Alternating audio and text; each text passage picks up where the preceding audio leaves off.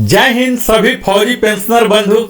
मुझे उम्मीद है आपका पेंशन निरंतर रूप से निर्बाध रूप से आ रहा होगा, चाहे स्पर्श से हो या बैंक के द्वारा हो। आज एक खुशखबरी लेके आया हूं OROP 3 का धमाका। आप सब इससे अब तक धमाका की गूंज आप तक पहुंच चुकी होगी। आज उस धमाका में एक और बेहतर माइलस्टोन तय किया है, क्योंकि DSW ने अपना पॉलिसी लेटर जारी कर दिया था और उसी पर आधारित PCDA प्रयागराज ने सर्कुलर भी जारी कर दिया। तो यह हम लोग के लिए बड़ा ही खुशखबरी है। सर्कुलर नंबर है 677 डेटेड 6 सितंबर 2024। इस सर्कुलर के जारी होने के बाद हम लोग का फाइनेंशियल एक्टिविटीज अब प्रारंभ हो जाएंगे। यही सर्कुलर का कॉपी स्पर्श के प्रोग्रामिंग टीम के पास पहुंचेगा और वो अपना प्रोग्राम स्टार्ट कर देंगे, बेसिक चेंज करना शुरू कर देंगे। यही सर्कुलर CPPC के पास जाता है, वहां के लोग उनके बैकएंड से उस प्रोग्राम को, उस बेसिक को रिवाइज करना शुरू कर देंगे। यही DPDO के पास जाएंगे या और भी पोस्ट ऑफिस और भी कोई PDA हैं, पेंशन डिसबर्सिंग एजेंसी, इन सब के पास सर्कुलर जाएगा और उनकी कार्रवाई प्रारंभ हो जाएगी। यानी कि अब हम लगभग 100% उम्मीद कर सकते हैं कि सितंबर माह का जो हमारा पेंशन आएगा वो OROP 3 से के कारण बढ़ा हुआ आएगा और जुलाई और अगस्त माह का एरियर के साथ आएगा। यह भी संभव है कि जुलाई और अगस्त माह का जो 2 महीने का एरियर है, यह सितंबर माह में ही, बीच में ही उसके सैलरी से पहले भी पेंशन क्रेडिट की जा सकती है। ऐसी भी कयास लगाई जा रही है। तो हम सबों के लिए यह सचमुच एक बड़ा खुशखबरी है। ये अलग बात है कि हमारे लिए कितना कम मात्रा में आया, ज्यादा मात्रा में आया, कितनी विसंगतियां आई, ये सब अलग है। तत्काल मैं इस वीडियो में, मैं जैसा कि आप देख पा रहे होंगे, अगर मेरे चैनल को आप फॉलो कर पा रहे होंगे तो देख पा रहे होंगे कि मैं डिटेल्ड वीडियो बनाता हूं और यह वीडियो भी थोड़ा लंबा होने वाला है, जहां की आपको धैर्य रखने की आवश्यकता होगी। कई लोगों का कंप्लेन होता है कि लंबा है, तो उसके लिए मैं क्षमा प्रार्थी हूं, क्योंकि छोटा वीडियो मुझसे बन नहीं पाता और लंबा वीडियो ही मैं बनाता हूं। ये डिटेल्ड वीडियो है, हर रैंक का मैं डिटेल्ड वीडियो बनाया हूं और इस वीडियो में आप पाएंगे सूबेदार मेजर साहब, जो कि हाईएस्ट रैंक होते हैं OR में, JCO में, उनके सूबेदार मेजर के ACP rank, honorary lieutenant, honorary captain और हमारे NC बंधु, इन 5 रैंक का मैंने यहां जिक्र करूंगा डिटेल्ड। तो आपसे मेरा आग्रह यही है कि अगर आप डिटेल्ड वीडियो नहीं देख पा रहे हैं तो अपने साथ कुछ अपने प्रिय खाद्य पदार्थ, पेय पदार्थ आप रख लीजिए। आप समझ पा रहे होंगे कि मैं क्या कहना चाह रहा हूं।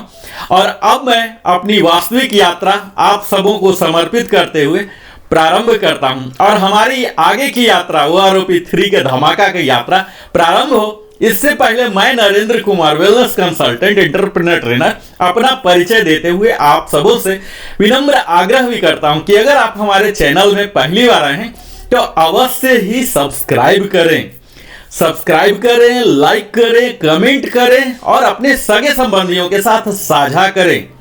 और अगर आपके पास कोई सजेशन है, कोई शिकायत है, कोई समाधान चाहते हैं, आप कमेंट के जरिए लिखिए। मैं यथाशीघ्र आपको समाधान देने का, बताने का, सूचित करने का प्रयास करूंगा। आप अपना मोबाइल नंबर भी दे सकते हैं ताकि मैं, अगर संभव हो सके तो मैं कॉल बैक करके आपको बता सकूं। आपके सब्सक्रिप्शन से, आपके सपोर्ट से हमारा चैनल को भी आपकी तरह ही विकास और वृद्धि का एक शुभ अवसर मिलता है। तो मैं उम्मीद करता हूं कि आप हमें सपोर्ट करेंगे और हम आपके लिए एक बड़ी सी बड़ी टीम लेके, जो कि बेहतर एडिटिंग कर सके, ज्यादा से ज्यादा प्रामाणिक अध्ययन कर सके और फिर मैं आपको वह जानकारी जो आपको सुदृढ़ बनाए, सशक्त बनाए, जो आपको बेहतर नॉलेजेबल बनाए, इसके लिए करें। और मैं फिर से क्षमा प्रार्थी हूं, हमारा वीडियो थोड़ा सा लंबा होने जा रहा है क्योंकि यह एनालिटिकल वीडियो है। तो आइए अब मैं प्रारंभ करता हूं इस वीडियो का प्रमुख हिस्सा से। जैसा कि आप सब अभी तक देख पाए होंगे कि OROP 3 का यह धमाका का सीरीज है, जिसमें मैंने बड़ा ही बुनियादी अपने OROP के इतिहास को कवर किया था, इसके माइलस्टोन वेरियस स्टेज थे उसको कवर किया, सेलिएंट फीचर्स कवर किया, इसके क्या लाभ हैं ये सब कवर किया। तो यहां मैं ये जस्ट एक रिकैप के तौर पर मैं दिखाना चाहूंगा। यह जो OROP 3 है मित्रों, 1 जुलाई 2024 से हम लोग के लिए अफेक्ट हो रहे हैं, और जो भी इस डेट से पहले यानी कि 30 जून 24 तक जो भी रिटायर हुए हैं ये सब इसके लाभार्थी बनेंगे। आपको अभी तक जो माइलस्टोन है इसमें आपको देखना पड़ेगा कि OROP 1 की शुरुआत 555 सर्कुलर से हुआ था, जो कि 1 जुलाई 2014 से हमारे लागू हो गए थे। 4 इंस्टॉलमेंट में इसके आए थे हमारे एरियर।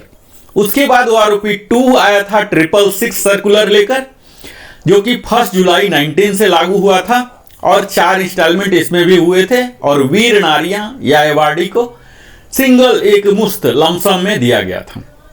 चौथा जो अभी है माइलस्टोन अप्रूवल, OROP 3 को कैबिनेट से अप्रूवल मिल गया था, MOD से नोटिफिकेशन कर दिया गया, इसके फाइनेंस डिवीजन ने अप्रूव कर दिया, DSW ने विस्तार में टेबल जारी कर दिया, और अब सर्कुलर भी जारी हो गया। ऐसी कयास लगाई जा रही थी कि 555, 666, 777 आएगा, पर 777 नहीं 677, सिर्फ 1 लेटर का अंतर है। यह सर्कुलर याद रखिए, 677 यही सर्कुलर जो कि 6 सितंबर के 24 का डेटेड है, इसी से हमारा अब आगे का पेंशन का बेसिक पेंशन वो तमाम प्रकार की ये सब रेगुलेट होंगे। जैसा कि अब मैंने बताया है कि एरियर शीघ्र ही आप उम्मीद कर सकते हैं, बिफोर सितंबर एंड, मिड में भी हो सकते हैं और पेंशन के साथ भी हो सकते हैं। सेलिएंट फीचर इसमें हमने बता ही चुका हूं कि 5 साल, हर 5 साल पर यह OROP आता है। इसको बेहतर बनाने के लिए 121 टेबल्स हैं, इसमें 265 पेजेज हैं। यह सभी कैटेगरी के OROP 3 जो रिटायरिंग है, सर्विस है, स्पेशल है, डिसेबिलिटी है, वार इंजरी है, इनवैलिडेटेड आउट है, ordinary, special, liberalise family pension लागू हो रहे हैं। और इसमें commissioned officer, honorary commission officer, JCO, others, NC सबको कवर किया जा रहा है। किसके किसके? Army, navy, air force, DSC, territorial army, इसमें डिस्चार्ज भी हैं, रिटायर्ड भी हैं, इनवैलिडेट आउट है, डाइड हैं या तो सर्विस में। यहाँ किन्हीं के लोग जो एक्सेप्शन है इसमें, जो प्री मैच्योर गए हैं 1 जुलाई 2024 में, इसमें फायदा नहीं मिलेगा। जब से OROP 1 आया यानी कि 1 जुलाई 2014 के बाद अगर कोई अपनी मर्जी से प्री मैच्योर गए हैं अपने रिक्वेस्ट पर, तो वो इसके एम्बिट में कवर नहीं होंगे। एक चीज और यहां जो मुख्य बातें हैं, किसी का भी पेंशन घटकर नहीं मिलेगा। चाहे टेबल में आप माइनस भले देख पाएंगे, किसी भी पेंशनर का या फैमिली पेंशन का घटके नहीं मिलेगा। आपके डिसएडवांटेज में रिवीजन नहीं होगा, यानी कि OROP 2 के कारण या OROP 1 के कारण या 7 CPC के कारण या कोई नोशनल कोरिजेंडम PPO आया है जिससे कि बढ़ा हुआ है, तो आपको घटकर नहीं आएगा। यह बात आप जान लीजिए। एप्लीकेबिलिटी जैसा कि मैंने बात कर ही लिया, सारे defence pensioner, family pensioner, civilian यहां इसके एम्बिट में नहीं आ रहे हैं। यहां जो एप्लीकेबिलिटी है हमारे डिफेंस के तो सब हुए ही, इसके साथ साथ DSC भी हैं, टेरिटोरियल भी हैं, एक्स स्टेट फोर्सेस भी हैं, और नॉन एप्लीकेबिलिटी में हमारे PMR जो प्री मैच्योर रिटायरमेंट लिए हैं, एक्स ग्रेसिया वाले हैं, रिजर्विस्ट हैं, पाकिस्तान बर्मा आर्मी पेंशन जो अभी भी PCD इलाहाबाद दे रही है, ये सब नहीं है। ओन रिक्वेस्ट वाले ये सब नहीं है। इम्प्लीमेंटेशन मेथोडोलॉजी बहुत ही बारीक से आप सबों की समझने की आवश्यकता है। यहाँ मुख्यतः 3 पैरामीटर्स को लिया गया, आपका रैंक, आपका ग्रुप, आपका क्वालिफाइंग सर्विस, और यही तीनों पैरामीटर्स को यूज करते हुए 2023 के कंप्लीट ईयर में कितने लोग रिटायर हुए, उसका क्या मैक्सिमम वैल्यू था और क्या मिनिमम वैल्यू था, इसी के एवरेज को यहां फिक्स करने का प्रयास किया गया है। ठीक है, हालांकि यह एक त्रुटिपूर्ण फॉर्मूला है जिसमें कई लोगों का अधिक क्वालिफाइंग सर्विस होने के बावजूद भी बहुत ही कम 4 साल 5 साल क्वालिफाइंग सर्विस वाले के भी बराबर दिखाया गया है, जो कि उन्हें उदास करता है, हतोत्साहित करता है कहीं न कहीं, जो कि नहीं होना था। इसी तरह से हायर रैंक को भी उनके जो तवज्जो मिलने थे, जो वेटेज मिलने थे, वो वेटेज नहीं मिले हैं। यह भी देखा गया कि लोअर रैंक के बराबर मिल रहे हैं या कई जगह तो उनसे कम भी मिल रहे हैं, जो कि एक विसंगतियां हैं।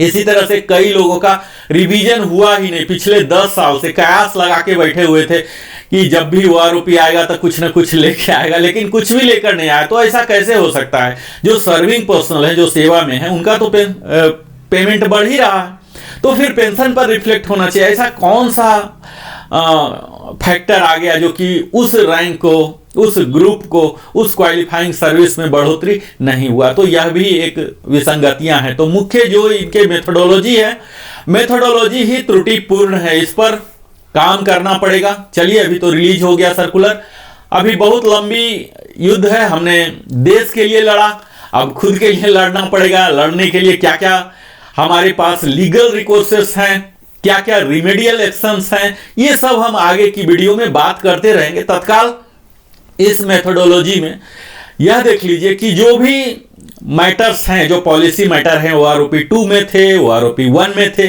यह सब एज इट इज ही रहेंगे। अगर कोई चेंजेज आए हैं तो उसकी डिस्क्रिप्शन यहां दी गई है वो आरोपी 3 में, जो कि बेयर मिनिमम ही है, यानी कि वो आरोपी 1, वो आरोपी 2 का ही ये सक्सीडिंग वर्जन है। इसमें कोई बहुत ज्यादा अमूलचूल परिवर्तन नहीं है, अदर देन टेबल और एप्लीकेबिलिटी डेट। एप्लीकेबिलिटी डेट जैसा आप समझ ही पा रहे हैं कि 1 जुलाई 2024 हो गया, यही आमूलचूल परिवर्तन है। बाकी टेबल में थोड़ा बहुत चेंजेस किए हैं, जो कि हम आगे विस्तार में बात करेंगे। मैं अपने इस वीडियो में मुख्यतः जैसा बोला, एसएम साहब जो सूबेदार मेजर हैं, ऑनरी रैंक्स जो है, honorary flight lieutenant, honorary flying officer air force के, और एनसी, ये चारों को ही कवर करूंगा। लेकिन यह कवर करूं इससे पहले मैं यह उम्मीद करता हूं कि अगर कुछ लोग नहीं देख पाए हो सब वीडियो, तो यहां मैं क्विक रिकैप करूंगा, जो कि मैं अभी तक क्या क्या कवर किया, यह सब भी आप जान लीजिए। जो मैंने सिपाही रैंक का इक्विवेलेंट, उसके जो एसी होते हैं एयरफोर्स में, सीमैन होते हैं नेवी में, ये सब का हमने 10 साल तक दिखाया, जहां की या तो निगेटिव है या बहुत ही कम अंतर हुए हैं। जब हम 10 से ऊपर जाते हैं तब भी यहां करीब 12 इयर्स तक आपको बहुत ही कम अंतर दिखेगा, खासकर ये निगेटिव ग्रोथ है। जब हम 12.5 में जाते हैं तब जाके बढ़ता है, और 14.5 से एक्चुअल बढ़ोतरी दिख रहा है एक्स ग्रुप, वाई ग्रुप। आप अगर इस कैटेगरी से बिलोंग करते हैं, इस रैंक में अभी रुचि रखते हैं, इस रैंक से ही रिटायर हुए हैं, तो इस स्लाइड का आप स्नैपशॉट ले लीजिए। मैंने अपना तस्वीर काफी छोटा कर लिया है, आप बड़ा से बड़ा टेबल का हिस्सा ले सकते हैं और अपना देख सकते हैं कि आपका क्वालिफाइंग सर्विस क्या है। यहां मैं संक्षेप में आपको बता दूं कि क्वालिफाइंग सर्विस का राउंडिंग ऑफ किस तरह से होता है। आप यहां देख पा रहे हैं 10.5 ईयर्स। 10.5 ईयर्स में वे लोग कवर होंगे जो कि 10 से ज्यादा हुए हैं, सिर्फ 10 से ज्यादा नहीं, 10 years 3 months, 10.3, 10 months, 10 years 3 months अगर किन्हीं का हुआ है और उससे एक दिन भी ज्यादा है तो 10.5 में आएंगे। और इसी तरह से 10 ईयर्स 9 मंथ्स तक भी अगर हैं तो 10.5 में 10.6 में ही कहलाएंगे। ठीक है, यानी कि यह कहने का 6 महीने का ब्रैकेट है, लेकिन अगला 3 महीना जो है उससे एक दिन भी ज्यादा होगा तो आप ऊपर वाले में चले जाएंगे। ठीक है, इस तरह से ही इसका फिलॉसफी लिया गया है। सपोज कोई अगर 9 ईयर्स और 10 मंथ्स किए हैं तो उनका 10 में होगा। 3-3 महीने के ब्रैकेट से अगर एक दिन भी आपका ज्यादा हो रहा तो आपको एडवांटेज दिया जाएगा, और 3 महीने से अगर कम आ रहे तो फिर नीचे वाले ब्रैकेट में आएंगे। तो यह फिलॉसफी है राउंडिंग ऑफ क्वालिफाइंग सर्विस। यहां आप ग्रुप देख रहे होंगे, अभी तक आपने अगर सेवा में पिछला 20 साल 25 साल रहे हैं, छोड़े हैं, तो आपको पता होगा कि पहले क्या क्या ग्रुप होते थे। As of now X group और वाई ग्रुप 2 ही एग्जिस्टेंस में है। मैं ये सब टेबल को विस्तार में ज़्यादा विश्लेषण में नहीं जाऊंगा। पहला कारण तो यह है कि मैं ऑलरेडी बता चुका हूं। दूसरा यह कि यहाँ सिपाही जो कि 20.5 में बहुत कम लोग, एक्सेप्शनल ही होंगे कोई, वो इसमें जाते होंगे, या तो पहले चले जाएंगे या हायर रैंक में जाएंगे। यहाँ ऑनरी रैंक है, यहाँ भी आप देख लीजिए कि 10 ईयर्स तक कोई ज़्यादा इजाफा नहीं है। ये सब मेडिकल बोर्ड आउट वाले ही इस क्वालिफाइंग सर्विस में होते हैं।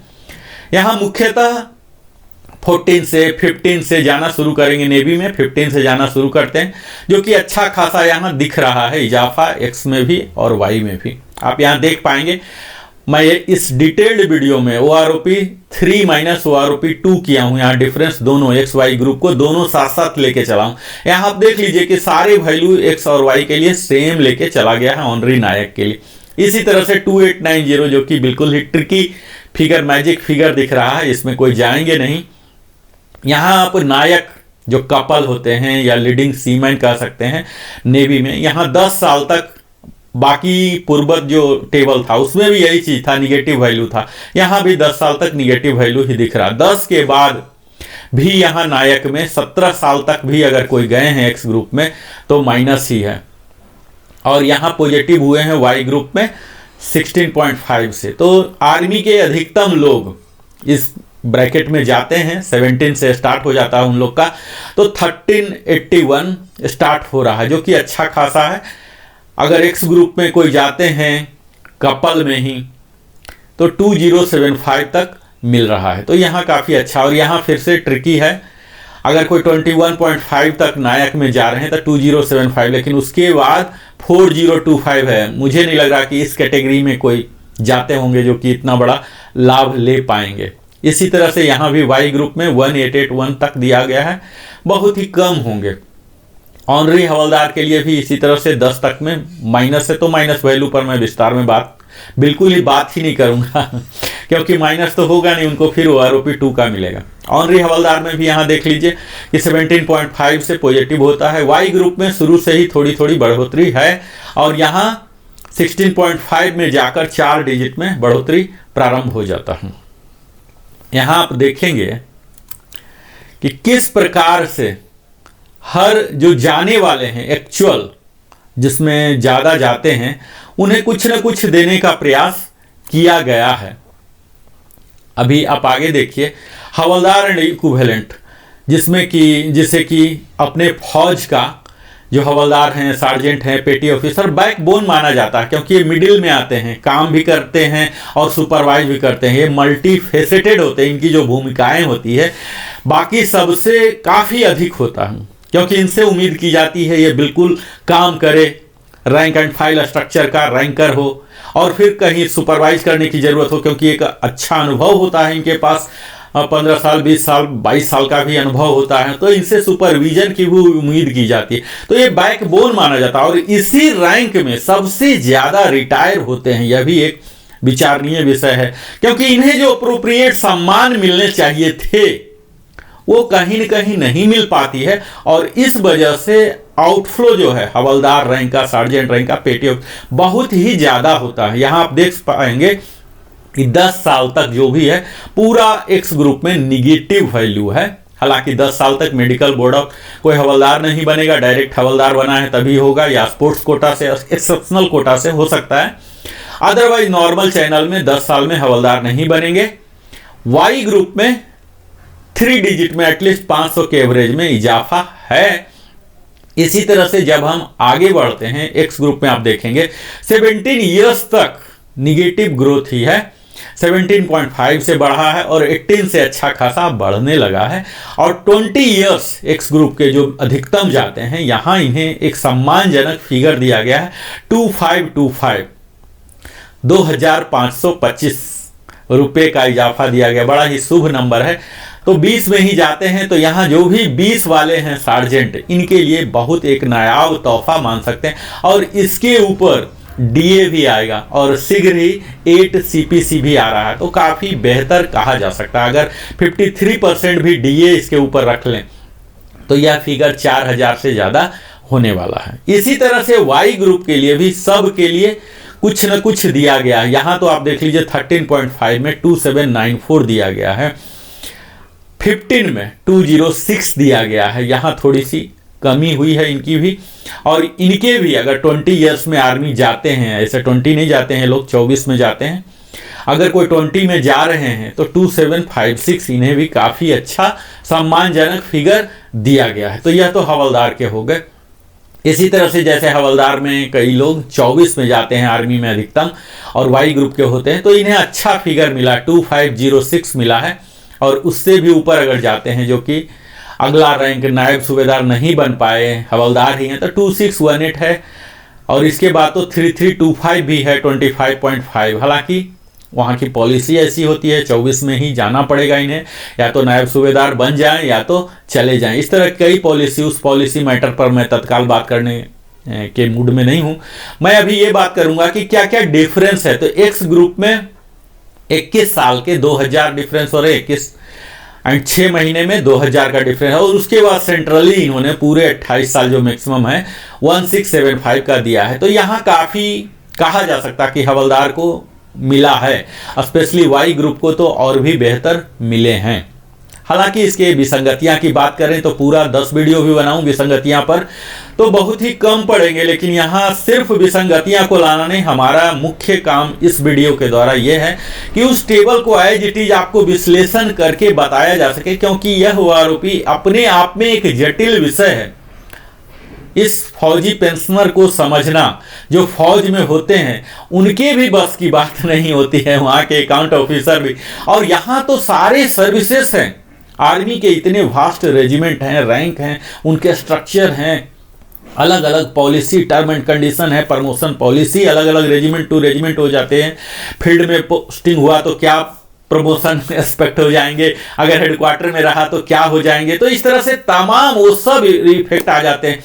तो ये सब जो डीएसडब्ल्यू में बैठे हुए हैं या जो हमारे रिप्रेजेंटेटिव हैं, इनकी बस की बात नहीं है। ये सब हम अपने ही कंडीशन का जो है हम ही समझ पाएंगे, हमारे अलावे हमारा दर्द कोई और समझ नहीं पाता। ये हमारी इसमें कमियां हैं। अब इसके लिए तो यही होना चाहिए था कि हर ग्रुप से, हर रैंक से रिप्रेजेंटेटिव होने थे। पर आपको मालूम है कि रिप्रेजेंटेटिव कौन होते हैं, जो सीनियर ऑफिसर्स होते हैं, उनके तो नीचे के बारे में पता ही नहीं होता कि क्या क्या प्रमोशन प्रोस्पेक्ट हैं, किस आधार पर ये किया गया है। तो ये कमियां हो जाती है, कहीं न कहीं कम्युनिकेशन गैप हो जाती है, जो एक्चुअल समस्याएं हैं वो ऊपर तक नहीं जा पाती है। और यहाँ जब फाइनल मिनिस्ट्री लेवल या नीति तक होती है, बहुत बड़ा गैप हो जाता है। उसी की वजह से यहाँ आप देख पा रहे हो कि ऑनरी नायब सूबेदार जो हवलदार के बाद यहाँ 10 साल तक बिल्कुल ही निगेटिव ग्रोथ है। हालांकि वाई ग्रुप में थोड़ा सा इन्हें 3 डिजिट में मिला है। इसी तरह से ऑनरी नायब सूबेदार में भी 17 ईयर्स तक निगेटिव ग्रोथ है एक्स ग्रुप में, और उसके बाद थोड़ा सा मिलना शुरू हुआ, वाई ग्रुप में है। अब हम देखेंगे ऑनरी नायब सूबेदार का आगे वाला। आगे में देखिए, आप 20 साल से जाने के बाद आपको एक सम्मानजनक मिलता है। हालांकि ऑनरी नायब सूबेदार बहुत ही कम होंगे और इन्हें काफ़ी मात्रा में दिया गया, 3790 दिया गया है। ऐसे बहुत कम होंगे कि इतना हायर सर्विस लेके। और वाई ग्रुप में भी अच्छा खासा इजाफा दिया गया है। ये आर्टिफिसर 3-1 है, जो कि नेवी में होते हैं। नेवी के इस कैटेगरी के लोग बहुत कम ही होंगे और सारे निगेटिव वैल्यू है, तो निगेटिव को मैं अपने परिचर्चा से बाहर रखता हूँ। यहाँ निगेटिव देख लीजिए कि 17 तक निगेटिव ही है, उसके बाद पॉजिटिव हो रहा है, तो काफ़ी अच्छा। 20 ईयर्स में हवलदार को भी 2525 मिल रहा था, इन्हें भी 2525 का इजाफा हुआ है। इसी प्रकार जब हम 20 से ऊपर जाते हैं तो काफ़ी अच्छा खासा इजाफा है, 1675, जो कि पूरे सेंट्रली है। यहाँ हमने विस्तार वीडियो, अपना पिछला वीडियो ही नायब सूबेदार एंड इक्विवेलेंट का बनाया था, जहाँ आप देख पा रहे होंगे कि 10 साल तक बिल्कुल ही निगेटिव ग्रोथ है। लगभग दोनों साइड ही है निगेटिव ग्रोथ। तो निगेटिव ग्रोथ को बात नहीं करना।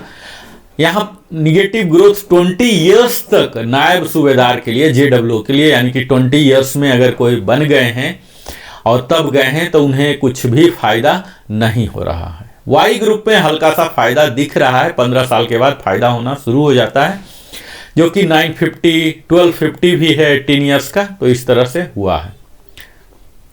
अब इसके ऊपर जब जाएंगे नायब सूबेदार जेडब्ल्यू, जो ज़्यादा सर्विस करके, यानी कि 20 से ज़्यादा वाले ही होते हैं यूजुअली, क्योंकि अगर प्रमोशन लेना है तो इतना सर्विस करना पड़ेगा, तो 20 से ऊपर स्पिल ओवर ऑलमोस्ट सब हो जाते हैं।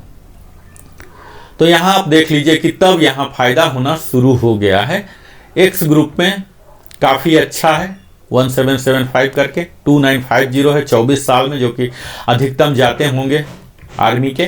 फिर 3125 भी है। इसी तरह से डिफरेंस आप देख पाएंगे वाई ग्रुप में भी। वाई ग्रुप में भी अच्छा है, 2000 है, 2075 है, 3050 भी है 27 ईयर्स में। तो कोई एक ऐसा सैंपल इन्हें मिला होगा जो कि 27 साल की सर्विस पूरा करके वाई ग्रुप में गया होगा। अच्छा सैंपल इनको मिला है 27 में, और फिर उन्हें उसका फायदा मिल गया। तो ये एक विसंगतिया का रूप है कि जहां सैंपल मिल गया वहां इन्होंने बढ़ा दिया, जहां सैंपल नहीं मिला या कम मिला तो वहां नहीं बढ़ाया।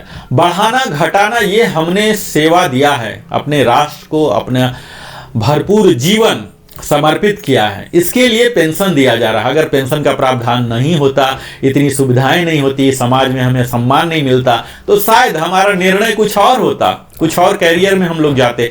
अगर आज भी डिफेंस फोर्सेस में लोग जाते हैं तो इसकी सुविधा उन्हें कहीं न कहीं अट्रैक्ट करती है। उनके जो परिवार के लिए जो सुरक्षा है, जो सारी सुविधाएं दी जाती है, यह भी कहीं न कहीं आकर्षण का केंद्र होता है। यह एक हमारे लिए मोटिवेटिंग फैक्टर होता है।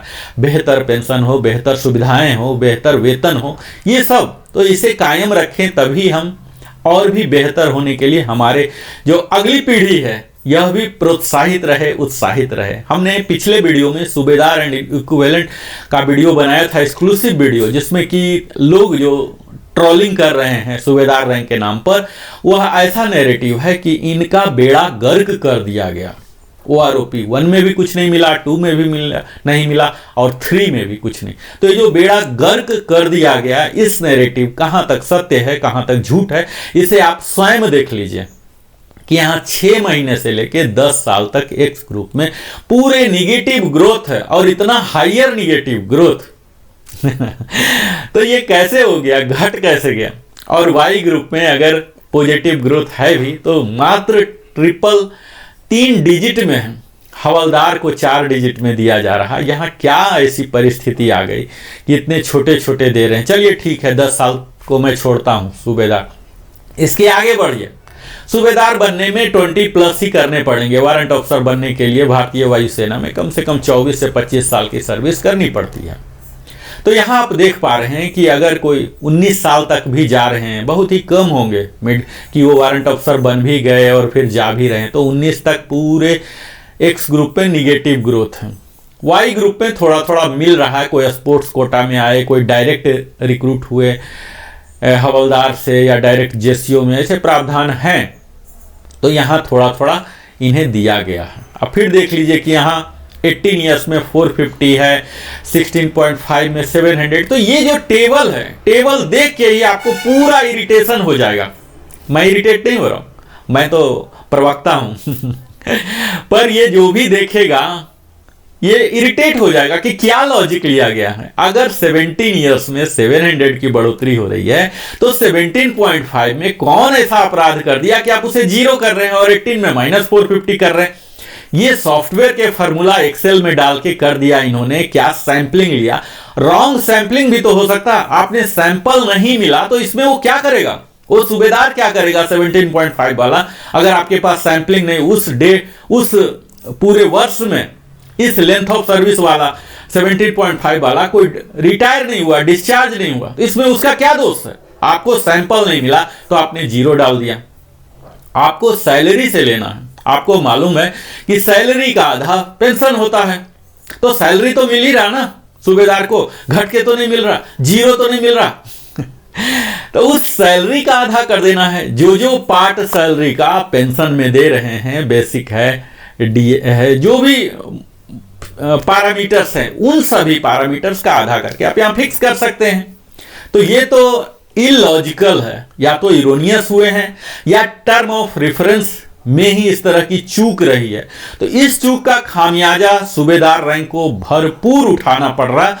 यानी कि हम यह कह सकते हैं कि जो मार्केट में अभी ट्रोलिंग है, सूबेदार रैंक का बेड़ा गर्क कर दिया गया, यह सच होता हुआ दिख रहा है। हालांकि 20+, जो कि यूजुअली 20+ में ही सूबेदार जाएंगे, वारंट ऑफिसर जाएंगे, 24 में जाएंगे। अब इन्हें देख लीजिए कि 250 रुपीज का दिया जा रहा है। ये क्या है? 250 रुपीज तो टिप्स जैसा लग रहा है।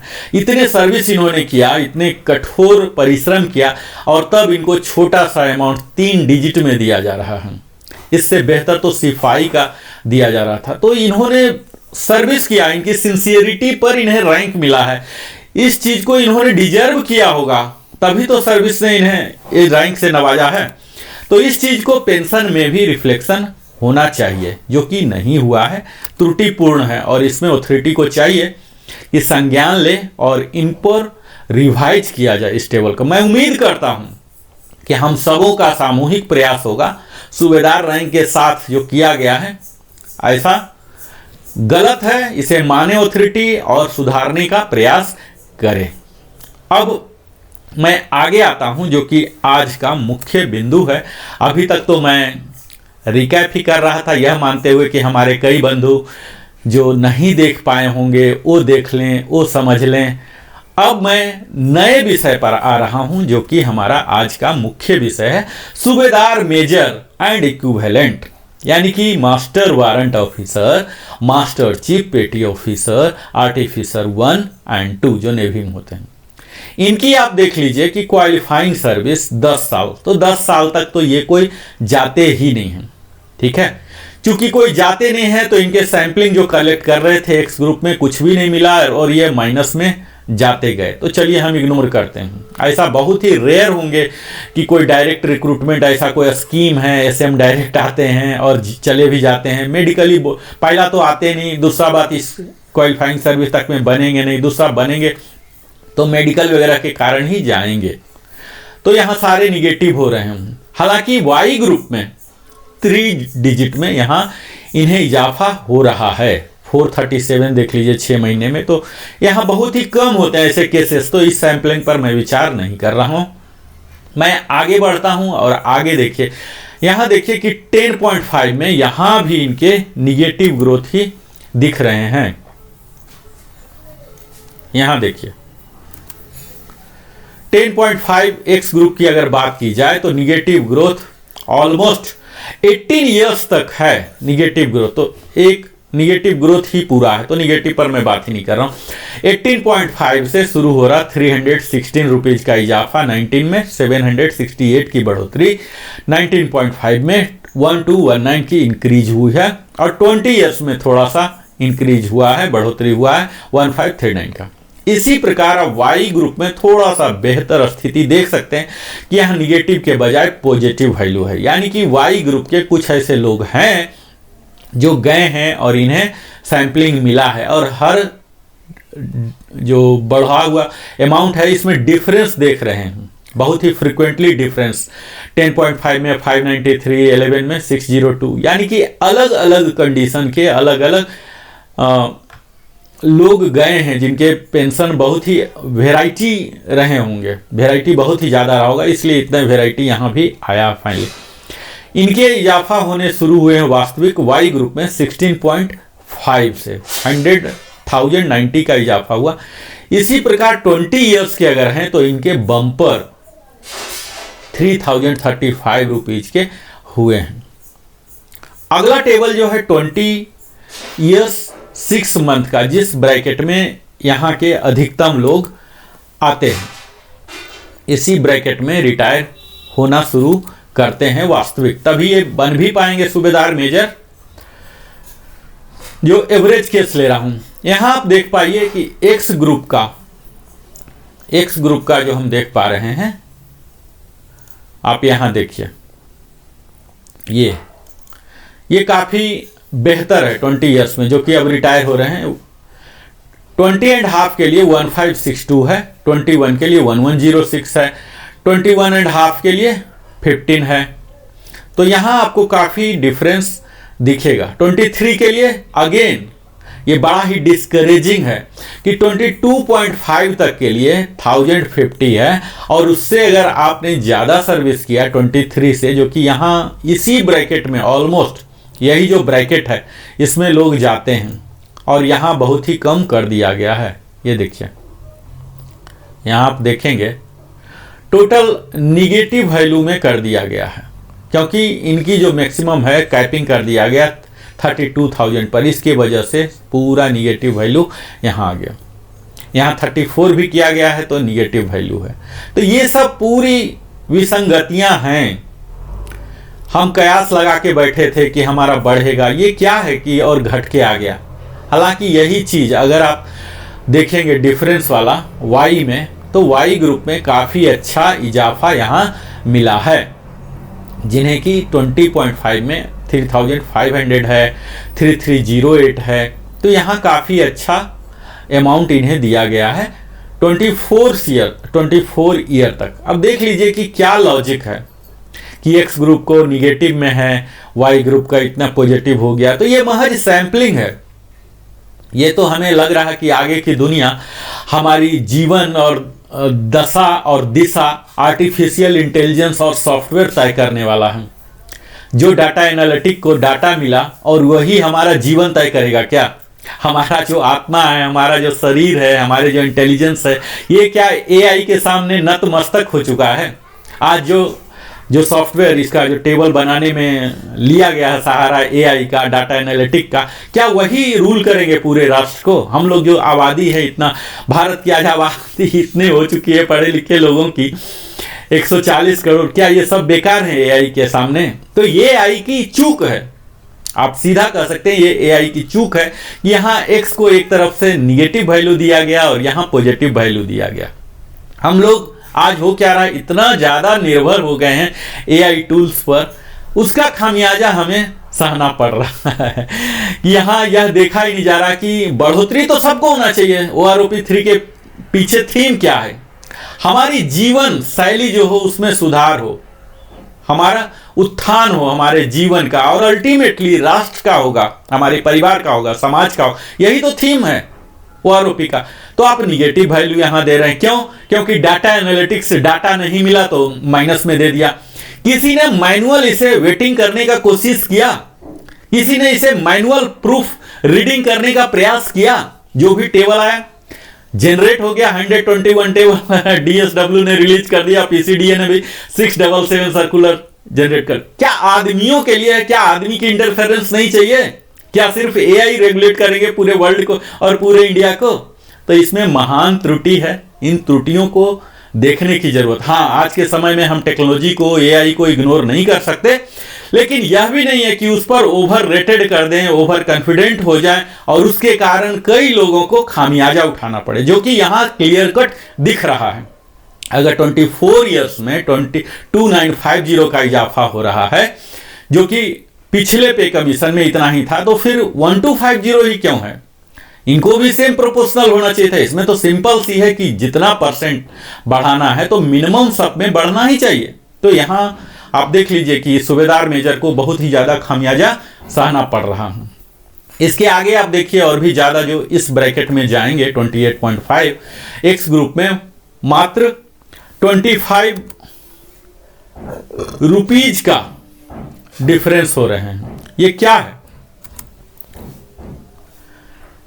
-25 जा रहे हैं और फिर 29.5 450 का हो रहा। एक जो सूबेदार मेजर साहब अपने पूरे जीवन की आहुति कर देते हैं, अपने करियर की आहुति कर देते हैं, 28 साल 29 साल सर्विस देते हैं, और उसके बाद उनको निगेटिव ग्रोथ दिया जा रहा है, जो कि उम्मीद लगा के, कयास लगा के बैठे थे कि हमें ये करना है, वो करना है। हालांकि ये सब अमाउंट आज के समय में बहुत बड़ा अमाउंट नहीं है, लेकिन कई लोग, हमें यह भी देखना है कि कई लोग का एकमात्र आय का साधन हो सकता है यही पेंशन, और वो अगर घट के हो तो उनके आशा पर कितना पानी फिरेगा, कितना खेद होगा, कितना दुख होगा, कितना फ्रस्ट्रेशन होगा। आप सोशल मीडिया पर देख लीजिए कि कितना हमारे लोग फ्रस्ट्रेशन में हैं। उनकी भाषा हम हर दिन पढ़ते हैं कमेंट में, कई लोग तो कुछ गजब ही कर देते हैं, अपनी मर्यादित भाषा को भी भूल जाते हैं, जो कि हमें नहीं भूलनी चाहिए। हमारे साथ अगर कुछ सही नहीं हुआ तो उसका एक तरीका है, लीगल रिकोर्स है, रिमेडियल एक्शन लेने के लिए हमारे पास ऑप्शंस ऑलवेज खुले रहते हैं। इनको लेना कि अपनी भाषा को अमर्यादित करके सब पर रखें, क्योंकि हमारी मर्यादित भाषा, हमारा आचरण, हमारा संस्कार, हमारा परिवेश, हमारा पालन पोषण का तरीका सब कुछ दिखाता है। तो हमें आगे का युद्ध जारी रखना है, अपने जीवन को बेहतर बनाने के लिए, अपनी आर्थिक स्थिति को करने के लिए, लेकिन एक मर्यादित तरीके से। निश्चित है ये एक डाटा एनालिटिक्स एआई की चूक है, और उस एआई को जिसने असाइन किया, जिस अथॉरिटी ने, जिस व्यक्ति ने, जिस संस्था ने, वहां का चूक है। पर सबसे बड़ा चूक ये है कि उसे एज इट इज थ्रू कर दिया गया बगैर देखे हुए। तो यहां आप देख पा रहे होंगे, इसी का नमूना है 33 एंड एबव जो रिटायर होते हैं एमडब्ल्यू साहब एयरफोर्स के खासकर, तो उन्हें एक अच्छा खासा सम्मानजनक फिगर दिया गया है 2725। और वाई ग्रुप में यही चीज बहुत ही कम है, आधा से भी कम है 11,1175। हालांकि आर्मी के अधिकतम जो सूबेदार मेजर रिटायर होते हैं 32 में, 32.5 में ही, इससे ऊपर बहुत कम ही जा पाते होंगे, अपवाद होंगे, 5% से भी कम होंगे। तो यह तो है सूबेदार मेजर साहब की कहानी। इसके बाद हम सूबेदार मेजर एसीपी ए, एसीपी बी और इक्विवेलेंट है। यही लगभग यही कहानी इनके साथ भी दिख रहा है मुझे, और जो कि मैं इस टेबल में इतना विस्तार में नहीं जाऊंगा क्योंकि इसमें आने वाले काफ़ी कम लोग होंगे। मेरा वीडियो एज इट इज काफ़ी लंबा हुआ जा रहा, समय की कमी के कारण आपको सिर्फ समरी बता पा रहा हूं। यहाँ एसीपी वाले जो एसएम हैं इनमें भी लगभग वही चीज़ है जो कि पिछला था। यहाँ थोड़ा सा और भी आपको दुखी करने वाला होगा कि पूरा एक्स ग्रुप में निगेटिव वैल्यू जा रहा, हालांकि वाई ग्रुप में अच्छा खासा इन्हें मिला है। आप अगर इस ग्रुप में बिलोंग करते हैं, एसएम, एसीपी, ए, बी मिला है, तो आप इस टेबल का स्नैप ले सकते हैं, आप अपने खुद के लिए आप उसको कंपेयर कर सकते हैं। मुझे नहीं लगता कि इस टेबल को ज़्यादा एनालाइज करने की जरूरत है, ये बिल्कुल ही उसी तरह से है जो कि सूबेदार मेजर का था।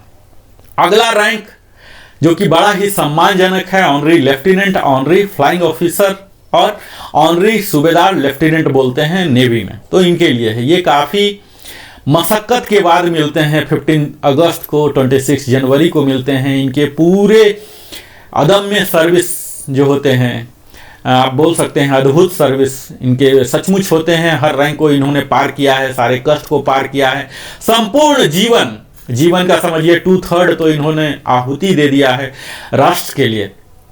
यहाँ पहला टेबल जो देख रहे हैं, जो 10 साल तक दिखा रहा है, इनमें कोई ग्रुप नहीं होता, XY नहीं होता, मर्ज हो जाते हैं ये लोग। 10 साल तक पूरा निगेटिव ग्रोथ है, तो ठीक है, 10 साल तक कोई ऑनरी लेफ्टिनेंट बन नहीं पाएंगे, हम इसे इग्नोर करते हैं। अगला टेबल में चलते हैं 10.5 में। यहाँ भी लगभग निगेटिव वैल्यू ही है, 19 ईयर्स तक निगेटिव है, और उसके बाद 19.5 में 448 मिला है, 20 में 1024 मिला है, जो कि 20 ईयर सर्विस करके कोई ऑनरी लेफ्टिनेंट नहीं बनेंगे, ऑनरी फ्लाइंग ऑफिसर नहीं बनेंगे, इसलिए इस टेबल को भी हम इग्नोर करते हैं। अगला में चलते हैं, आर्मी में कुछ ऐसे हो सकते हैं जो कि युवा होते भी ऑनरी लेफ्टिनेंट बन जाते हैं, तो उन्हें यहाँ से फायदा मिलना शुरू हो गया है, यानी कि एआई को डाटा मिलना शुरू हो गया है 20.5 से, तो 1600 का इजाफा हुआ है। और वही देख लीजिए कि 25 में -300 हो गया, ऐसा डिप लिया है, कितना बड़ा एरर है। यानी कि 24.5 में जब गए हैं, इन्हें सैंपल मिला है, और जहां सैंपल नहीं मिला है वहां पूरा निगेटिव कर दिए। सैंपल मिलना ना मिलना ये एआई का, उस प्रोग्रामर का, उस सॉफ्टवेयर डेवलपर का, उस कंपनी का जरूरत हो सकता है, उस पेंशनर का जो उस पर आश्रित है, वो इससे प्रभावी हो, दुष्प्रभावी हो जाए, ये कहां का न्याय है। तो यहां क्लियर कट अन्याय दिख रहा कि आप ज़्यादा सर्विस करके गए हैं तो आपको निगेटिव मिलेगा, यानी कि आप में बढ़ोतरी नहीं होगी। यहाँ आप देख पाएंगे आमूल चूल परिवर्तन जो है, जो 33 साल और उससे ज़्यादा का, यहाँ काफ़ी अच्छा बढ़ोतरी हुआ है। हालांकि आर्मी में 33 साल और उससे ज़्यादा करके नहीं, 32 ही इनका कट ऑफ होता, अगर मैं बिल्कुल सही हूँ तो आप लोग हमसे बेहतर जज कर सकते हैं। तो 33 साल एंड एबव एयरफोर्स के जो भी ऑनरी फ्लाइंग ऑफिसर हैं उनके लिए बोनांजा कह सकते हैं, जहां की 46300, 5100 और 32 से ऊपर 32.5 और उससे ऊपर ही कह लीजिए, पूरे का हो रहा 46300। तो यहाँ काफ़ी बेहतर इजाफा है। इन्हें सम्मानजनक अपने मेडिकल के लिए, ECHS के अलावे भी अपने पोते पोतियों के लिए बेहतर ध्यान रख सकते हैं, एक सम्मानजनक स्थिति रख सकते हैं, और एक प्रेरणा के स्रोत बन सकते हैं उस युवा के लिए जो कि भारतीय सशस्त्र सेना में ज्वाइन हो और उसे लगे कि नहीं, हमें उस उच्च पद तक जाना है, HFO, HFL तक जाना है, उसके लिए वो प्रेरित हो। तो यहाँ उनके पेमेंट, उनके रहन सहन की शैली, बात विचार की शैली दूसरे को प्रेरित करेगी। लेकिन वहीं जो आर्मी के हमारे फौजी बंधु हैं, अगर वो 28 से 30 तक में अगर बने हैं एचएफ ऑनरी लेफ्टिनेंट तो उनके लिए कुछ ज़्यादा कुछ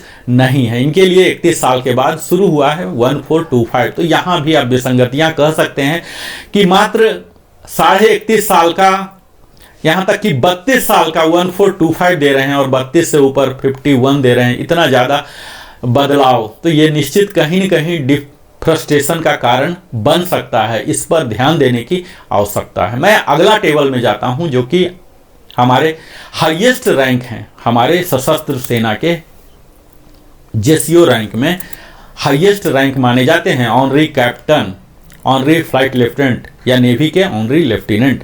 बड़े ही मुशक्कत, अगर इन्होंने पहले एचएफओ बना, उसके बाद कोई 26 जनवरी 15 अगस्त आता है, तब जाके इनको ऑटोमेटिक मॉडिफाई कर दिया जाता है, ऑनरी कैप्टन या ऑनरी फ्लाइट लेफ्टिनेंट में प्रमोट कर दिया जाता है। तो ये बहुत ही महज संयोग होता है, बहुत ही बिरले ही लोग, बहुत कम लोग बन पाते हैं। अब यहाँ भी देख लीजिए कि जो एचएफओ के साथ हुआ वही एचएफएल के साथ भी यहाँ हो रहा। 10 साल तक कोई बढ़ोतरी नहीं, हम विचार नहीं करते हैं क्योंकि इस कैटेगरी में फॉल नहीं हो रहे हैं कोई। यहाँ भी आप देख लीजिए कि 19.5 में 448 हुआ है, 20 में हुआ है थोड़ा सा बढ़ोतरी 1000 का लगभग 1024 रुपया, और इसके बाद असली इजाफा 20 ईयर्स के बाद अगर कोई गए हैं, यहाँ भी ठीक वही कहानी है। 23 साल में 0 है और उसके बाद आगे बढ़ रहे हैं। तो 29.5 यहाँ आप देख लीजिए कि 29 वाले को मिला है, लेकिन 29.5 वाले ने पता नहीं कौन सा पाप कर दिया, इसे नहीं मिला है। तो यहाँ आर्मी के कुछ लोग ऐसे हो सकते हैं जो कि इस ब्रैकेट में भी रिटायर हुए हैं। असली जो आप यहाँ देख पा रहे हैं कि 32 साल करके अगर कोई ऑनरी फ्लाइट लेफ्टिनेंट रिटायर हुए हैं, हालांकि फ्लाइट लेफ्टिनेंट के केस में नहीं, ऑनरी कैप्टन के लिए हो सकता है जो कि अधिकतम है, 32 साल में ये लोग रिटायर होते हैं ऑनरी कैप्टन बनके। तो यहाँ इनको इजाफा नहीं मिल रहा है, 1050 का डिग्रेड किया गया है। 32 एंड ऊपर इसके लिए फिर मिला है 2625 का 33, यानी कि 32.5 से ही कह लीजिए 2625 इनका बेसिक 46300, यानी कि एयरफोर्स के जो एचएफएल हैं इनके लिए अच्छा बोनांजा कहा जा सकता है। 2625 सम्मानजनक जीवन जीने में इन्हें मदद मिलेगी। लेकिन उससे पहले जो आर्मी के लोग रहे हैं, यहाँ कहीं न कहीं मुझे लगता है कि न्यायपूर्ण टेबल नहीं है। अंतिम, मैं अब इस वीडियो का हिस्सा में आ गया हूँ, कितना लंबा हो गया मुझे मालूम नहीं, लेकिन आप यह देख पाइए इस वीडियो का अंतिम हिस्सा में आ गया हूँ जो कि हमारे एक महत्वपूर्ण अंग है, विशेषकर एयरफोर्स में या नेवी में भी कुछ होते हैं, आर्मी में तो शायद नहीं होते हैं। एनसी जो कि हमारे मुख्य कार्य को सपोर्ट करते हैं, कम्बटेंट नहीं है, लड़ाकू नहीं है, नहीं लड़ाकू होते हुए भी हमारे काफ़ी कार्यों को संभालते हैं, चाहे वो हाउस कीपिंग हो या एरिया क्लीनिंग हो, कई तरह की हमारी मदद करते हैं और तभी हमारा संस्था चल पाता है। उनके लिए भरपूर ध्यान रखा गया है। इस OROP 3 में 6 महीना से ही लेकर सब में सीधा बढ़ोतरी दिख रहा, 3 डिजिट में अच्छा खासा बढ़ोतरी। हमारे कई एनसी बंधु पूछ रहे थे कि हमारे लिए सर हुआ है कि नहीं, बताइए। तो आप एनसी महोदय जी यहाँ आप देख लीजिए, आपके लिए बहुत भरपूर ध्यान रखा गया है। 6 महीना से कहीं कोई निगेटिव वैल्यू नहीं है। आप जिस ब्रैकेट में आते हैं उस स्लाइड का आप स्नैप ले लीजिए और अपने लिए दिखाइए। यही एक एनसी ऐसा रैंक यहाँ दिख रहा है। हमें बड़ी खुशी हो रही है कि कम से कम हमारे एनसी बंधु को कहीं निगेटिव वैल्यू का सामना नहीं करना पड़ रहा, पूरा भरपूर मात्रा में 3 डिजिट, और 14 के बाद देखिए 1005 और 20 साल के बाद 1209 रुपया। तो एक बेहतर जिंदगी, सुविधा से भरी हुई जिंदगी हो, खुशी पूर्वक हो, परिवार के साथ गुजर बसर अब कर सकते हैं। थोड़ा सा बढ़ावा दिया गया है, अगर 20 के बाद वो गए हैं तो 1000 रुपया है।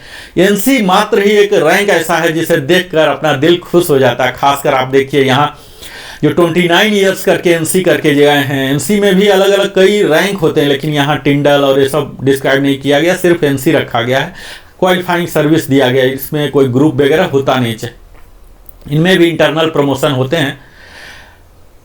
29 के बाद देख लीजिए 29,900 की बढ़ोतरी इन्हें की गई है, तो काफ़ी बेहतर है। यहाँ आप देख लीजिए कि अगर पूरे सर्विस सुपर एन्यूएट किए हैं 30 तो 2625 करके गए हैं, तो काफ़ी बेहतर है। इस तरह से मैं मानता हूँ कि आप सब ने मेरा साथ दिया, भरपूर साथ दिया। इस वीडियो को बड़ा ही धैर्यपूर्वक सुना, हम मुझे सहा, और अगर रत्ती भर भी आपके जानकारी में यह लाभकारी हुआ हो तो जरूर ही सब्सक्राइब करें, लाइक करें, कमेंट करके पूछें, बताएं, ताकि इस सोशल मीडिया पर भी एआई लगा हुआ, इसे भी डाटा एनालिस्ट एनालाइज कर रहे हैं।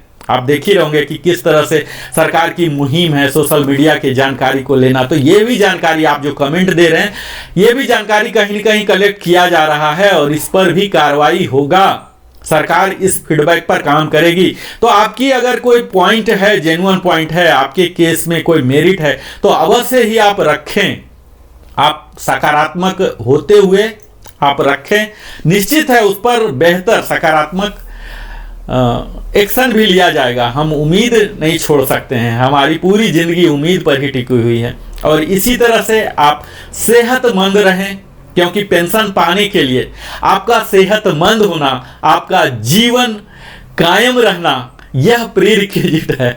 लाइफ सर्टिफिकेट के बिना पेंशन नहीं चलता है। तो आपने अपने जीवन का बहुमूल्य समय हमारे साथ बिताया, इसके लिए हृदय की गहराइयों से बहुत बहुत धन्यवाद। फिर मिलता हूं, और अगर सब्सक्राइब नहीं किया अवश्य ही सब्सक्राइब करें, ताकि लिविंग हैप्पीली भी एक लीडिंग चैनल बने, आप फौजी बंधुओं को और बेहतर जानकारी मुहैया कराने में। हम फिर से आते हैं नए विषय पर और बेहतर रिसर्च के साथ। तब तक बहुत बहुत धन्यवाद। जय हिंद, वंदे मातरम।